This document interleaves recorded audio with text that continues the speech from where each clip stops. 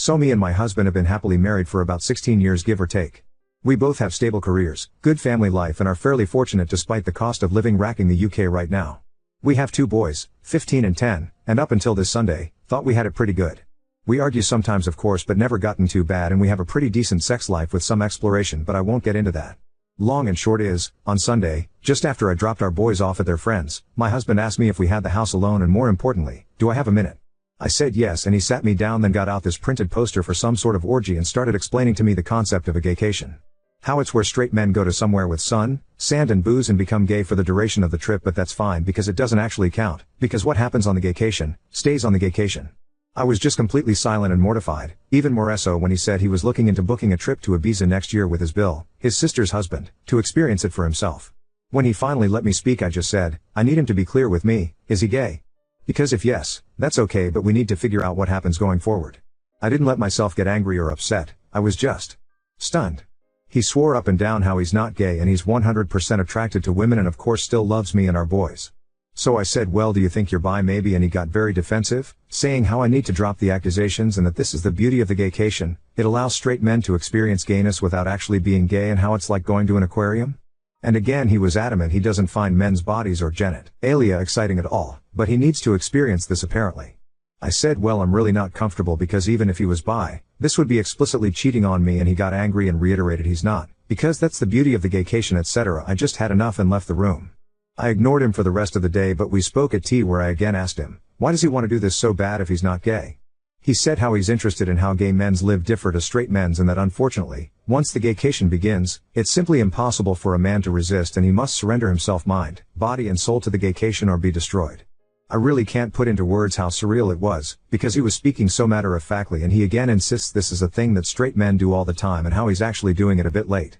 I just said to him if he has any love for me then he can't go ahead with this and if he does, the marriage will be dead. We didn't speak anymore after that. Since then he's mentioned no more of it but somehow, and this is what scares me a lot too, that decision genuinely seems to be tearing him up. He didn't go into work on Monday, and only went in half a day yesterday, because he told them he just felt too ill and he just looks distraught every time I see him. I really don't think he's wholly gay though I can absolutely believe he's bi but I'd rather we talked about that in a healthy way rather than this incredibly weird denialism around going on a sex holiday to Ibiza. Has anyone known straight guys to do this and come back and just go back to being straight? Like surely that can't be a thing that happens. I'm so out of my depth here and I just don't know how to even initiate the conversation. For the record I also haven't mentioned it to his sister yet, I don't know how I'd even break it to her. Thanks for any help, I just don't even want to think so being able to get this out there has helped even just a little bit. Edit, wow this blew up. This has been incredibly sobering and I think I've now confirmed what I already knew to be the case. The marriage is dead, one way or another. In a way I was in denial myself about that. I have contacted my sil and she initially screamed at me, calling me a liar and even insinuated I was trying to steal her husband. She rang me back shortly after, apologized and admitted she was in deep shock. I have asked my parents to look after the boys and we're going to meet tomorrow to discuss this deeper. I have also texted my husband and told him he will need to make alternative accommodation arrangements but he will not be sleeping here tonight and a bag will be waiting for him. Not sure if the mods want to lock the post or not but I think I've got my answers. Thank you for all the kind words, especially Champion Flight who really gave me the good dose of reality I needed. P.S. I see a lot of people asking about the aquarium and at risk of doxing myself, there is a pretty famous aquarium in the UK called the Deep. At the very end you walk through a tunnel that goes underneath the main fish tank so it's quite immersive I suppose. My husband explained the aquarium thing in that it's a bit like that. You go there and you observe the fishes, you even get a bit up close but you never actually enter the water, get emotionally invested, or become a fish, gay, so it doesn't really count. It was a very bizarre analogy and I pointed out it still makes no sense and he just got more in a huff and how I just don't get it. And frankly I still don't. Update 1. So when I last posted, I'd contacted my husband to tell him he wouldn't be staying at home tonight and a bag would be waiting for him. As you can imagine we argued. Quite badly. I won't go into the specific details but no I'm 100% on board with the fact that a minimum he's bi, might even be gay altogether. We've had arguments in the past but I've genuinely never seen him have such a childish tantrum before, screaming about how I just don't understand the gaycation, absolutely despise that phrase now, and insinuating I'm actually homophobic because I refuse to allow him to participate in this cultural exchange with the gay community. A lot of you said to ask him if it'd be acceptable if the roles were in reverse and I did say would it be acceptable if I went and slept with other guys during that week? Like fucking clockwork, he was very angry and offended, saying it's completely different because a gaycation means nothing and what happens on the gaycation, stays on the gaycation etc. so doesn't actually count. Whereas I'd just be straight up cheating. Well I turned it around on him, no but you see what happens in Manchester stays in Manchester. It doesn't mean anything, it doesn't count. It's like bird watching. And I think it got through to him? He went all quiet and then started crying, admitting the thought of me sleeping with another man is destroying his heart, but relationships need sacrifices, so agreed, while in tears, that when he goes on the gaycation, I'll get 1 week in Manchester to do whatever I want. He doesn't want me to, but that's fair in a twisted way, he supposed. I told him to get out of my house. Thankfully he left without a fight. I know it's incredibly petty, but I also drained the joint bank account, legal in the UK, so he couldn't try to use it against me. About an hour later, I got rang up by his mum, my mill, who just screamed and screamed at me about being a cheating whre, how I was horrible, what about the kids, etc. When I finally got my composure back, I just said, ask your son about the gaycation. Obviously at first she got angry, but I said no, just ask him about the gaycation, he'll explain, but she called me a fucking joke and hung up. Later on, getting into the evening, got another phone call from her in floods of tears. She was very apologetic, and I told her she doesn't need to be the one to apologize. She was so upset she put Phil on the phone, who, while he sounded calm, I could just sort of tell he was on the warpath. Again, very apologetic, and said he overheard that phrase, asked my husband, and husband initially said no, it's nothing, before explaining how it's a modern thing men to do, etc., and gave them the same spiel about how what happens on the gaycation. Men cannot resist the gaycation, how a man must surrender to the gaycation, etc. Phil just said they told him to leave or they'd call the police. Don't care where he goes, but he wasn't staying there. Husband tried to call me while I was on the phone, but I just ignored it, and Phil just said he was so sorry for me and they have my corner in this, so that's one thing. Told them to be there for their daughter because it sounds like Bill is involved. Husband didn't tell them that, and Phil just said he had to go because he was so angry. Got a text from my husband after the phone call, which was all weirdly rambly, saying about how I'd abused the gaycation to destroy his marriage and destroy his life, and again insinuated I, and his parents, was homophobic for doing such a thing. Told him we'll talk when he grows up and blocked his number. I took a day off work myself to have the locks changed this morning, so that's a £500 gone, but whatever, at least I know he won't be coming back. I'm going to look into how to proceed with a divorce and then we'll move from there. Oh, of course, there's also the brother-in-law. So I haven't yet met with Sil. She was in such a state and has taken this far worse than I have, for reasons that'll be clear soon. We're going to maybe try tomorrow, but we did talk over the phone and I eavesdropped on the conversation with her husband where she put her phone on speaker and I went on mute. Her husband got home earlier, she made him come home, told him there was an emergency, and just said to him, can you please explain what a gaycation is? She told me afterwards she was praying he'd look confused or just be like, what? Or anything like that. But instead he just sat her down and explained that a gaycation is a new thing where straight men go to gay hotspots and participate in gay sex acts, but it doesn't count because there's no investment and because what happens on the gaycation stays on the gaycation. He said it's like writing down angry thoughts and putting them in a drawer. You never have to see them again. Whole time, Sil is in tears as he just calmly bats off the same points my husband did about how it doesn't count, and he even did the whole it's impossible to resist, you must surrender or be destroyed shit. I seriously think they must be speaking to a dominatrix or something. Are there even male doms? Because surely neither of them are that into this to actually make that up on their own. I really don't want to go into what was discussed, for her sake, but it did become very apparent to me that the bill is into sissy hypno porn and at times conflated that with the concept of a gaycation. There was this utterly surreal moment where Sil is just trying to wrap her head around this while also in floods of tears, and he explains, so genuinely, so matter-of-factly, that for most men, the gaycation is either a one-time or annual thing, but some men go on the gaycation for years and others simply never return because they use hypnosis and mind control to be totally feminized into a state of permanent pseudo-gayness. She said in disbelief, surely if you're taking it up the arse willingly because you want to, that makes you gay, and he said no, because that's the beauty of the gaycation, you can do all this gay stuff but you don't interact with the wider gay life experience. She asked him if the sissy stuff is what he wanted and he said, not on a long-term basis, and was adamant this is something all straight men do, but she wouldn't get it cause she's a woman.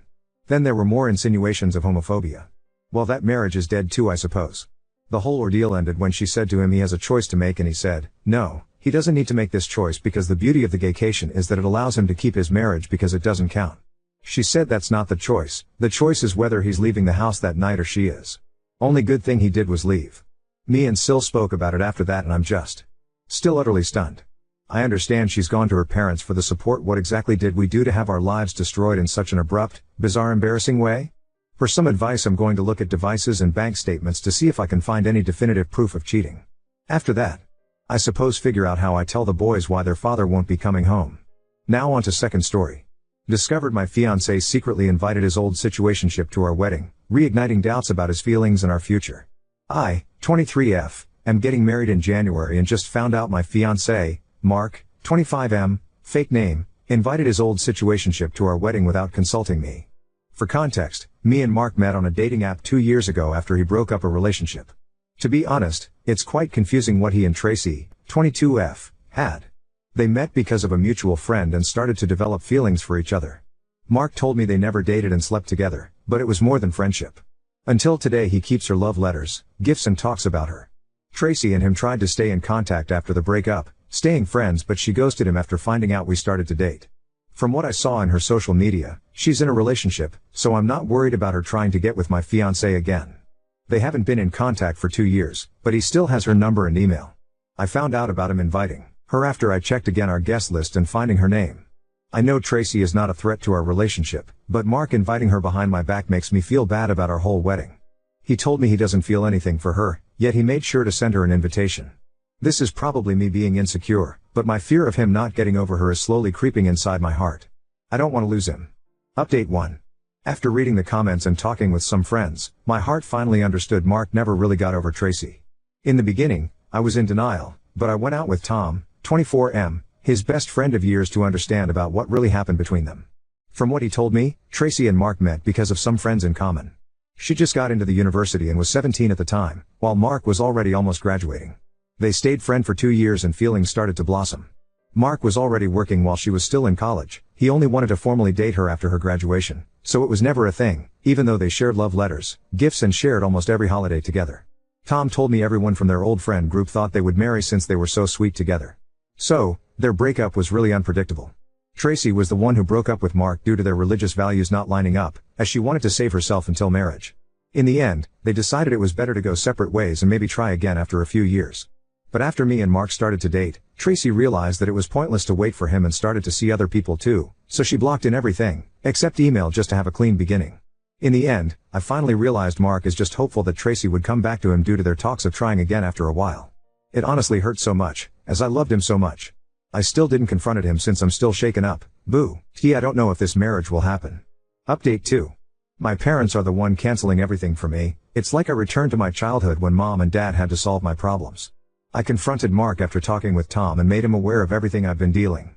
His reaction at the beginning was dismissive and was almost as if he was trying to escape from the situation. In the end, Mark said he never loved someone like Tracy because it was pure and innocent. She reminded him that not everything is about carnal desire, and in the darkest moments of his life, Tracy was like a sunlight. Hearing the man you love admitting how much he loved another woman is so hurtful. During the talk, I started to cry, bawling my eyes out. Mark had the audacity to say he loves me, but it's a different kind of love. I asked why he invited her to our wedding and he was speechless. Why he had to throw away our future for something in the past. This hurts so much. Mark told me he knew Tracy didn't block him on email, since he was the one who helped her get her first job and a lot of professional stuff was also involved. This is how he was able to send her our wedding invitation, but he meant no harm. When I asked what he meant with this, Mark just said he wanted to make her watch us together and realize what she lost because he was hurt that Tracy was pregnant and not married. The moment Mark mentioned about Tracy's pregnancy, a red alarm started to echo in my head. How did you know about her pregnancy? You said she blocked you everywhere. I could see panic in his eyes as he started to stutter. In the end, I made him give me his phone and I found out more than 5 accounts to stalk Tracy. My stomach felt sick and the urge to vomit was overwhelming. In the end, I decided to call off the engagement since he was a creep. Mark threw himself on the floor asking for forgiveness, and he loves me, just in a different way compared to Tracy, and was just hurt that she gave herself to another man while he begged her countless times for sex. This made me feel even more disgusted with him because he felt entitled to her virginity and body. I left without taking even a bag with me. Everything is just too much. I can't believe I spent 2 years loving a stalker, a man-child. Oh, I also told Tracy everything and his accounts. I don't know if she saw my messages, but I hope she does. The jealousy I once felt for her transformed into pity, as no woman should go through what Mark has done. Mark wants to meet up with me and doesn't want to break up, but I'm just so tired. Update 3. I think this is my last update, since I've already met up with Tracy and talked about what happened. Me and her met at a cafe, and in the beginning I was really nervous, as I didn't know what was her reaction because her reply was only "Hi, let's talk over a cup of coffee." When I was waiting for her, I could feel my back sweating and overall, lots of emotion. Tracy arrived and I finally understood why Mark was so obsessed with her, as she is definitely one of the most beautiful women I saw. She's pretty on the pictures, but personally she looks better. Tracy said hello to me and asked if I'm willing to go to her house to talk, since being outside for too long makes her really tired. We ordered some coffee to go and it was super awkward. So now let's talk about what she told me. First of all, she apologized for being the reason why now I'm single, which I assured her is not her fault. Tracy said she received the invitation, but was simply not interested in participating in our wedding as she was already in a happy relationship and is pointless to see a person from the past. With the story Tom and Mark told me, I got curious and asked about them staying friends, as it sounded like she wanted to stay with him after the breakup, and it's the polar opposite of her behavior. Tracy was extremely uncomfortable with this question, but still explained to me why she said that. In the beginning, she was really in love with Mark because he was her first love. She described him as a protector, someone trustworthy, handsome and kind, as he always showered her in gifts and travels. Everything was fine and sweet, but over time, Mark started to beg her for sex, so much to the point of her pretending to be sick just to avoid him. She just didn't want to sleep with him and had some sort of blockage, like a sixth sense telling her to not do this. She was sick and tired about all of this and used the fact that her parents are extremely religious to justify why sex was off the chart. This led to a fight, which Mark never told me, and them breaking up. But 2 weeks after, they started to talk again, as she felt in debt with him as he helped her get a job in a prestigious company, and he spent a lot of money on her with trips, foods and presents. One of the gifts was a Rolex for her 18th birthday, which made me mad since he never spent so much money on me. So when Tracy found out me and Mark were seeing each other, she felt relieved and finally had a proper reason to block him everywhere, since he was still sometimes hinting about them sleeping together. In the end, I told her in the entire relationship, Mark would sometimes talk about her, and in the beginning it was kind of weird, but I just brushed it off since she was part of his story. Oh, I also talked about Mark's numerous accounts, and in the beginning she didn't believe me. But I showed her the accounts I knew, which was creepy since they all had female names, followers and pictures. All of them looked real. Her account is public, so I asked Tracy to make it private. She made a new account with her Korean name and deactivated the old one. We had fun and became friends. She is a really sweet person, and I saw how her boyfriend treated her like a queen. I'm happy she found love and got rid of Mark.